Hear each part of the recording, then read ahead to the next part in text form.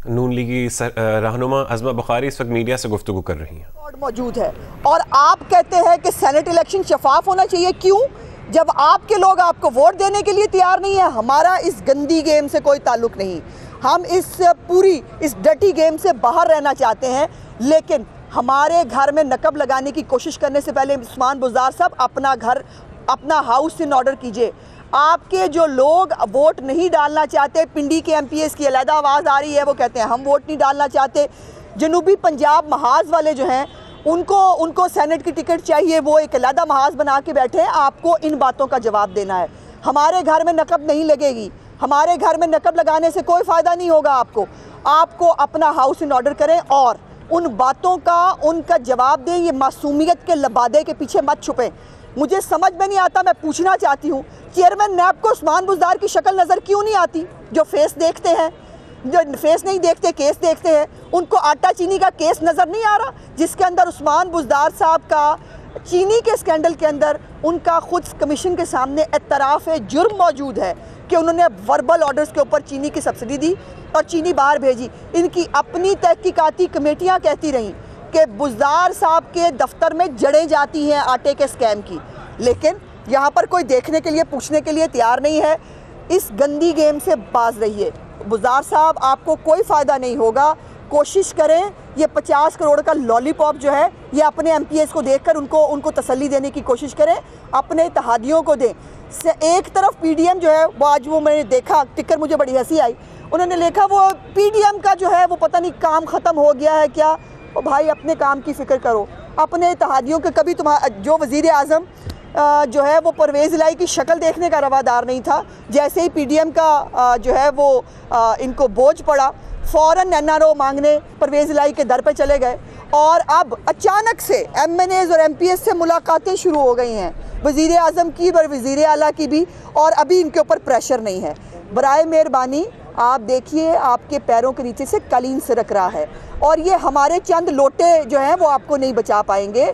उन लोटों को आइन और कानून के मुताबिक वोट डालना है।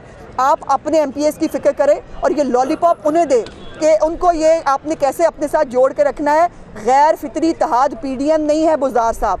गैर फितरी इत्तेहाद वो इत्तेहाद है जहाँ से लोटे इकट्ठे करके जनूबी पंजाब महाज बनाया गया, उसको गैर फितरी इत्तेहाद कहते हैं।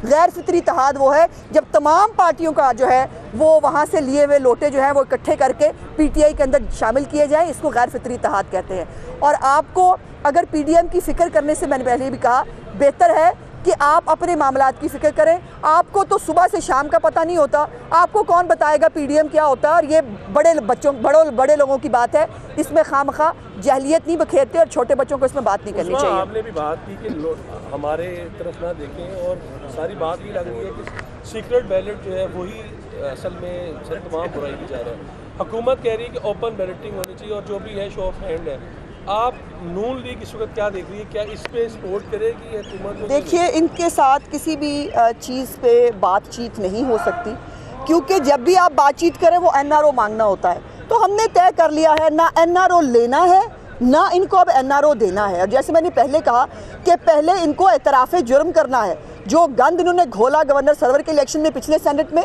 और अब जो चेयरमैन सेनेट के उस पर हुआ, उस पर बात करनी है। और कल ट्रांसपेरेंसी इंटरनेशनल की एक रिपोर्ट आई है जिसमें हमारे सादिक और अमीन हुकूमत जो है उसका पोल खुल गया कि सादिक और अमीन हुकूमत के अंदर जो माफियाज बैठे बात कर रहे थे, हम बात कर रहे थे। आप IB की रिपोर्ट का झांसा देकर आप हमारे मीडिया को चुप कराने की कोशिश कर सकते हैं। आप अपोजिशन मुखालिफिन को जो है वो कह सकते हैं मैंने पता करा लिया था, सब ठीक है। लेकिन मुख्तलिफ इदारे जो इंटरनेशनल इदारे हैं वो रिपोर्ट्स बना रहे होते हैं और शर्म और डूब मरने का मुकाम ये है कि मुस्लिम लीग नून जो 117 पे ले गई थी, इस 124 से 117 पे लेके गई थी इस इंडेक्स को, वो दोबारा पिछले साल 120 पे और उसके बाद इस दफ़ा 124 पे। और मज़े की बात यह है कि चोर चोरी से जाए, हेरा फेरी से ना जाए। शहबाज गिल साहब ने फिर एक नाकाम कोशिश की। अभी शहबाज गिल साहब की बेचारे की शिबली फराज से भी बहुत मतलब उस दिन भी हुई, मुझे बड़ा अफसोस हुआ वैसे देख के बहरहाल। लेकिन ये कि बाज नहीं आते। अब आपने फिर एक वो फेक बात करने की कोशिश की कि वो जी वो पिछले सालों की वो है। और भाई मुझे तो फिक्र ये है कि कल को मतलब अपने होने सोने का भी जो है वो हमारे पे इल्ज़ाम ना लगा देना, पिछली हुकूमतों की वजह से है। ये डाटा जो है 2019 और 2020 का, जिसमें सबसे अलार्मिंग चीज़ है वो ये है कि ट्रांसपेरेंसी इंटरनेशनल की जो हेड हैं उनका, अगर आपने हेड नोट पढ़ा हो, उसके हेड नोट का ऊपर जो है वो टाइटल ये है कि कोविड-19 एंड करप्शन। उसने इल्ज़ाम लगाया है पाकिस्तान के ऊपर कि कोविड-19 के अंदर बेतहाशा करप्शन हुई पाकिस्तान के अंदर, वो इक्विपमेंट के ज़रिए हुई हो, इवन मास्क की स्मगलिंग का भी आपने जो है वो कारपेट के नीचे छुपाने की बात की, लेकिन इंटरनेशनल रिपोर्ट्स मौजूद थी। सो ये जो सादिक और अमीन हुकूमत है, थोड़ा सा इतना सा चुल्लू भर पानी लेकर उसमें डूब मरिए। आपके लिए पूरी जो चार्जशीट है वो पाकिस्तान की आवाम ने भी तैयार की हुई थी, मीडिया जो है वो भी आपके लिए चार्जशीट तैयार करके बैठा था, लेकिन आपको चूँकि बात समझ नहीं आ रही थी, इंटरनेशनली आपने पाकिस्तान को तबाह बर्बाद कर दिया और पाकिस्तान इस वक्त करप्ट जो ममालिक हैं उसमें काफ़ी तरक्की कर गया। बताएं कि 50 करोड़ वो दे रहे हैं, अपोजिशन को कुछ हिस्सा मिल रहा है या नहीं मिल रहा है, इस वजह से आपको गुस्सा है? कि मैं कह रही हूँ इनके पास 5 रुपये नहीं है भाई, पहले तनख्वाहें तो दिला दो।